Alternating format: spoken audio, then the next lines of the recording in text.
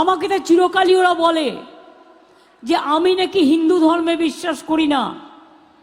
আমি জানি না জন্মেই আমার নামটাকে দিয়েছিল আর পদবিটাকে দিয়েছিল।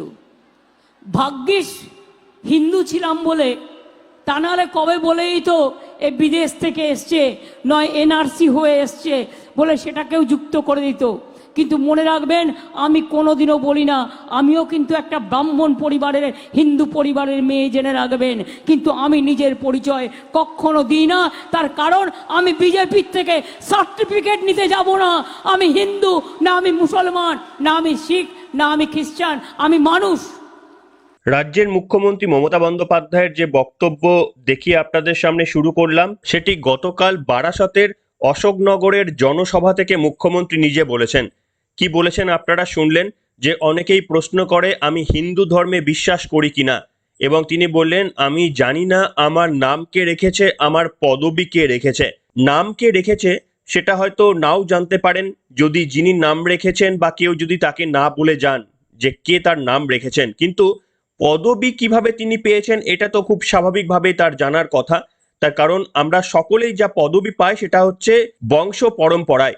আমাদের বাবা মার যা পদবি সেটাই সাধারণত আমরা পেয়ে থাকি, এটাই নর্মাল। তা মুখ্যমন্ত্রী মমতা বন্দ্যোপাধ্যায় কেন বললেন যে নাম এবং পদবি কিভাবে এসেছে আমি জানি না, এবং তিনি এটাও বললেন যে আমি বিজেপির কাছে সার্টিফিকেট নিতে যাব না যে আমি হিন্দু না আমি মুসলিম নাকি শিখ নাকি খ্রিস্টান, আমি মানুষ। দেখুন, আপনারা সমালোচনা করতে পারেন, যা কিছু করতে পারেন, কিন্তু একটু সত্যি যদি ভেবে দেখেন, এটাই কিন্তু আইডিওলজিক্যালি হওয়া উচিত। যে কোনো রাজনৈতিকবিদেরই এই ধরনের বিশ্বাস করা উচিত। কিন্তু যে বক্তব্য মঞ্চের ওপর থেকে রাজনৈতিকবিদরা বলেন আর যে কর্মকাণ্ডগুলি আমরা বাস্তবের মাটি থেকে দেখতে পাই, সেগুলোর মধ্যে সম্ভবত আকাশ আর পাতালের তফাৎ থেকে যায়। সেই কারণে মঞ্চের ওপর থেকে বলা বক্তব্যগুলো শুনতে বেশ ভালো লাগলেও মানুষ সেগুলোকে কর্মকাণ্ডের সঙ্গে মেলাতে পারেন না। যদি মেলাতে পারতেন তাহলে নিশ্চিতভাবে যে মুখ্যমন্ত্রী মমতা বন্দ্যোপাধ্যায় রামকৃষ্ণ মিশন, ভারত সেবাশ্রম সংঘ এবং ইস্কন নিয়ে যে মন্তব্য করেছেন যে সেখানকার একদল সাধু নাকি বিজেপির হয়ে ভোট চাইছেন, এই ধরনের কোনো প্রমাণ ছাড়াই মুখ্যমন্ত্রী মমতা বন্দ্যোপাধ্যায় মঞ্চের ওপর থেকে বক্তব্য রাখতে পারেন। অথচ যে প্রমাণ সোশ্যাল মিডিয়াতে প্রাথমিকভাবে ঘুরে বেড়াচ্ছে, যে ইমাম সংগঠনের এক অংশ, সেখান থেকে দাবি করা হয়েছে প্রেস বিজ্ঞপ্তি জারি করে যে মুখ্যমন্ত্রী মমতা বন্দ্যোপাধ্যায়ের হাত শক্ত করার জন্য। তাহলে সত্যি যদি মুখ্যমন্ত্রী মমতা বন্দ্যোপাধ্যায় যে বক্তব্য প্রথমে বললেন যে আমি হিন্দু মুসলিম বুঝি না, আমি মানুষ, তাহলে নিশ্চিতভাবে তর্কের খাতিরেও ধরে নিই যে তিনি যেমন সোচ্চার হয়েছেন এক অংশের সাধুদের বিরুদ্ধে, যদিও তিনি কোনো প্রমাণ দেখাতে পারেননি, কিন্তু যেটার প্রমাণ প্রাথমিকভাবে ঘুরে বেড়াচ্ছে, মুখ্যমন্ত্রী যদি মঞ্চের ওপর থেকে তাদের বিরুদ্ধেও কোনো বক্তব্য রাখতেন যে কেন ধর্মকে তোমরা রাজনীতির সঙ্গে গুলিয়ে ফেলছো, তাহলে সত্যি বোধহয় এই মুখ্যমন্ত্রী মমতা বন্দ্যোপাধ্যায়ের প্রথম বক্তব্যটা মানতে আমাদের খুব একটা অস্বস্তির কারণ হতো না। যাই হোক, আপনাদের দ্বিতীয় বক্তব্যে চলে আসি। মুখ্যমন্ত্রী মমতা বন্দ্যোপাধ্যায় কি বলেছেন। আনন্দবাজার পত্রিকাকে দেখলাম অনেকদিন পর মুখ্যমন্ত্রী মমতা বন্দ্যোপাধ্যায় আক্রমণ করলেন। কোন প্রসঙ্গে না, একটি ঘটনা ঘটেছে আপনারা জানেন। মুখ্যমন্ত্রী মমতা বন্দ্যোপাধ্যায় সম্ভবত, আমার এক্স্যাক্টলি ডেটটা মনে পড়ছে না, সম্ভবত 18ই মে মঞ্চের ওপর থেকে রামকৃষ্ণ মঠ, ইস্কন এবং ভারত সেবাশ্রম সংঘের এক অংশের সাধুদের বিরুদ্ধে তোপ দাগলেন। তার পরের দিনই যে ঘটনাটা ঘটেছিল আপনারা হয়তো সকলেই জানেন, আমরা সংবাদ মাধ্যম থেকেই জেনেছি। শিলিগুড়িতে সেবক রোডের পাশে যে রামকৃষ্ণ মিশন রয়েছে, সেখানকার সন্ন্যাসীদের ওপর এবং কর্মচারীদের ওপর অত্যাচার চালিয়েছে কিছু দুষ্কৃতী বাহিনী। এবং বিজেপি বা বিরোধী দলগুলির দাবি, মুখ্যমন্ত্রী মমতা বন্দ্যোপাধ্যায় যখন মঞ্চের ওপর থেকে রামকৃষ্ণ মিশনের এক অংশের সাধুদের উদ্দেশ্যে তোপ দাগতে পারেন, তখন হয়তো দুষ্কৃতীরা ভাবছেন এটাই হয়তো সেরা মুহূর্ত, যে জমি দখল সংক্রান্ত কোনো বিবাদ বোধহয় এই মুহূর্তেই আক্রমণ করা যেতে পারে। সম্ভবত সেই কারণেই তারা আক্রমণে গিয়েছেন বলে বিরোধী দল মনে করছে। আর মুখ্যমন্ত্রী কি বলছেন জানেন? মুখ্যমন্ত্রী বলছেন যে আমি এই ঘটনা সম্পর্কে কিছুই জানি না, এবং তিনি বলছেন যে কোনো জমি সংক্রান্ত বিবাদ হয়ে থাকতে পারে, সেটা রাজনীতির সঙ্গে কোনো যোগ সাজস নেই, কিন্তু এই ঘটনা তিনি জানেন না বলে মুখ্যমন্ত্রী মঞ্চের ওপর থেকে বলেছেন। আনন্দবাজারকে তোপও দেখেছেন। শুনুন সেই বক্তব্যটি। বড় বড় কথা বলেন আর মিথ্যে কথা কাগজে লেখেন। আমার তো নলেজেই নেই কোনো জায়গায় কোনো গন্ডগোল হয়েছে বা কোনো আশ্রমের পর কেউ আক্রমণ করেছে। আমি এটাকে সাপোর্ট করি না এবং আমাদের কেউ নেই। যদি খুঁজে বের করতে পারেন, আমি কথা দিচ্ছি আমাদের যা ব্যবস্থা নেওয়ার আমরা নেব। এটা আনন্দবাজারের মিথ্যে কথা।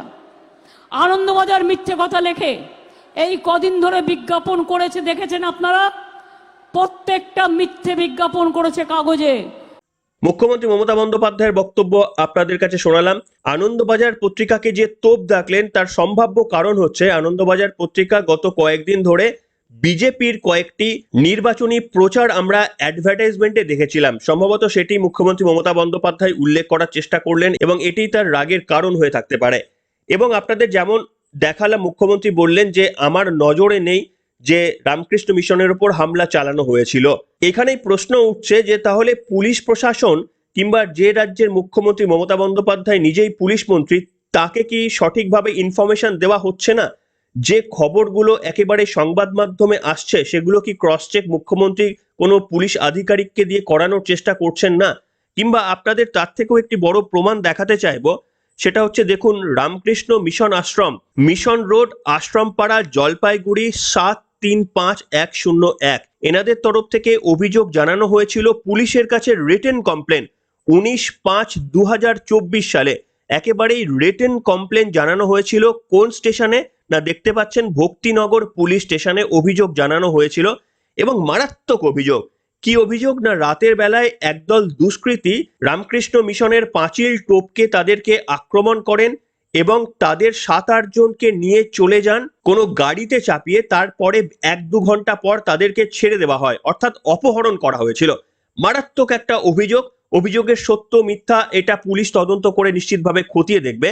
এই অভিযোগ যখন জমা পড়েছিল এবং যার বিরুদ্ধে রামকৃষ্ণ মিশন এই অভিযোগ করেছিলেন, সেই ব্যক্তি আবার ওই পুলিশ স্টেশনে 1 ঘন্টা পরে গিয়ে রামকৃষ্ণ মিশনের ওপরই পাল্টা অভিযোগ করেছেন, ঠিক 1 ঘন্টা পরে গিয়ে।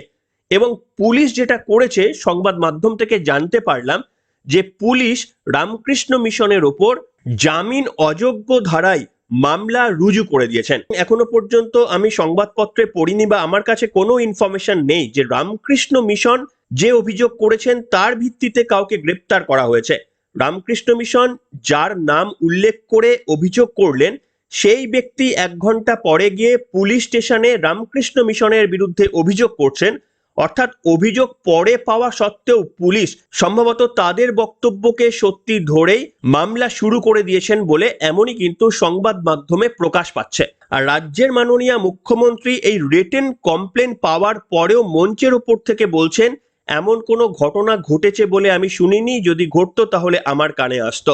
মুখ্যমন্ত্রী মমতা বন্দ্যোপাধ্যায় এতটা খবর রাখেন সেটা আমরা জানি যে ধরুন রামনবমীর মিছিলের আগেই তিনি বলে দেন যে ওরা দাঙ্গা বাঁধানোর চেষ্টা করছে, কিংবা মঞ্চের ওপর থেকে এক অংশের সাধুদের নাম করে মুখ্যমন্ত্রী মমতা বন্দ্যোপাধ্যায় বলছেন যে ওরা বিজেপির হয়ে কাজ করছে। কোনো রকমের এভিডেন্স ছাড়া মুখ্যমন্ত্রী মমতা বন্দ্যোপাধ্যায়ের কাছে কিন্তু এই ধরনের খবরগুলো পৌঁছে যায়। অথচ ধরুন ইমাম সংগঠন যখন প্রেস বিজ্ঞপ্তি করে বলছেন যে মমতা বন্দ্যোপাধ্যায়ের হাত শক্ত করুন, সেই প্রেস বিজ্ঞপ্তি ওপেনলি ঘুরে বেড়াচ্ছে সোশ্যাল মিডিয়ায়, কিন্তু মুখ্যমন্ত্রী মমতা বন্দ্যোপাধ্যায়কে কেউ একবারের জন্যও জানাচ্ছেন না। কিংবা ধরুন এই রামকৃষ্ণ মিশনের ওপর যে হামলার ঘটনা ঘটে গেল, মুখ্যমন্ত্রী নিজেই বলছেন যে এর সঙ্গে রাজনীতির কোনো যোগ নেই।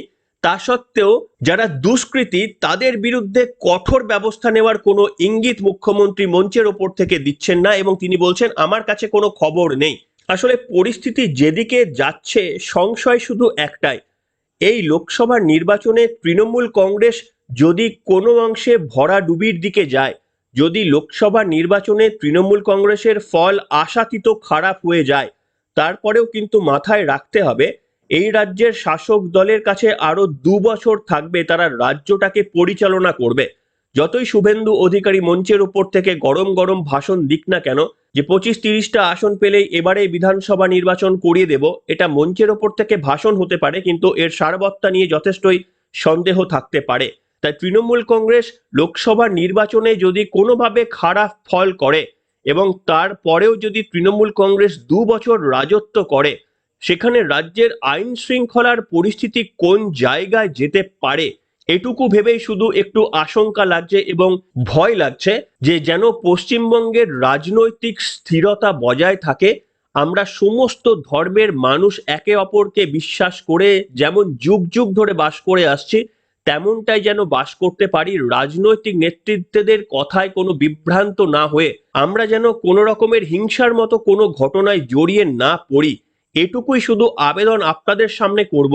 এবং রাজ্য পুলিশ কোনোভাবেই তাদের নিরপেক্ষতা দেখানোর প্রয়োজন বোধ তো করছেনই না, রাজ্যের মুখ্যমন্ত্রীও সম্ভবত তার নিরপেক্ষতা দেখানোর প্রয়োজন বোধ করছেন কিনা তেমনটারও প্রশ্নের মুখে পড়ে যাচ্ছে, এই কারণে কারণ তিনি সাধু সন্তদের যদি বিজেপির প্রচার করছেন বলে তোপ দাগতে পারেন, অথচ সোশ্যাল মিডিয়ায় ইমাম সংগঠনের তরফ থেকে যে প্রেস বিজ্ঞপ্তি জারি করা হচ্ছে সেটা সত্য না মিথ্যা, যদি সত্য হয় তাহলে সেটা করা উচিত না উচিত নয়, এই নিয়ে মুখ্যমন্ত্রী বক্তব্য যখন বলছেন না, তখন কিন্তু সন্দেহটা আরো বেশ কিছুটা বেড়ে যায়।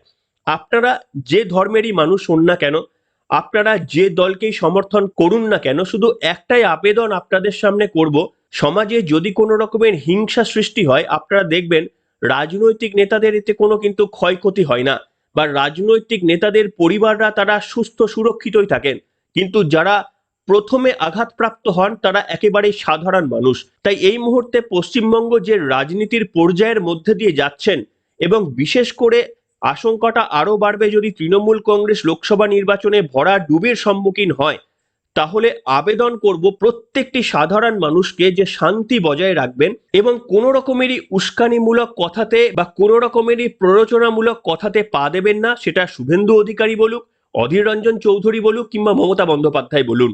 শুধু আমাদের মাথায় রাখতে হবে যে আমাদের পরিবারকে সুরক্ষিত কিন্তু এই পুলিশ প্রশাসন কতটা করবে সেটা আমরা বলতে পারবো না, তার কারণ রামকৃষ্ণ মিশনের মতো ঐতিহ্যশালী প্রতিষ্ঠানের অভিযোগ পাওয়া সত্ত্বেও যদি ব্যবস্থা না নিয়ে তাদের বিরুদ্ধেই মামলা শুরু করতে পারে পুলিশ, তাহলে সাধারণ মানুষের পক্ষে পুলিশ কতটা দাঁড়াবে বা প্রশাসন কতটা দাঁড়াবে সেটা নিশ্চিতভাবে একটা প্রশ্ন উঠতেই পারে। তাই সকলের কাছে আবেদন, দয়া করে কোনোভাবেই হিংসায় মদদ দেবেন না, হিংসা ছড়ানোর চেষ্টা করবেন না। আমরা যেন শান্তিপূর্ণভাবে পশ্চিমবঙ্গে বসবাস করতে পারি, নির্বাচনের রেজাল্ট যাই হোক না কেন আমরা যেন শান্তিতে বসবাস করতে পারি, এটুকু নিশ্চিত কিন্তু আপনাকে আমাকে সকলকে করতে হবে। সে আপনি যে দলকেই ভোট দিয়ে থাকুন না কেন, যে দলের ওপরে আপনার আস্থা থাকুক না কেন। কি বলবেন বন্ধুরা? আজকের পর্বে আপনাদের মন্তব্য লিখে জানাবেন। এখনকার মতো এখানেই শেষ করলাম।